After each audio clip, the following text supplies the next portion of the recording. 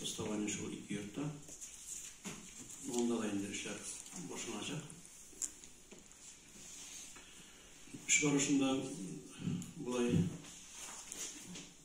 halk bilen anlaşıp, gelişip işleyiriz. Şu bugün gündemine şu neler bilen, doğrultular bilen işlerini bitiresi var. Bu doğrultuların ayında bunda her bir kişiye ateşsinler koyup bunda bulunup verilgen. Onlar bu işler şeyler.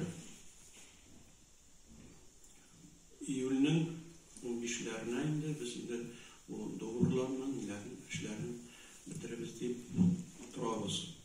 Kalan işlerini de nege sentyabr adlı padraçıklar bitirger deyişler.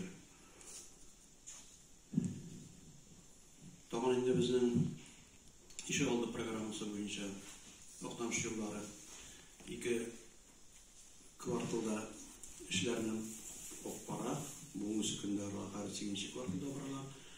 Onda bizden de kimçilikler, anlaşmalar gelip çıktı. Şu ayında onu düzeltecekler.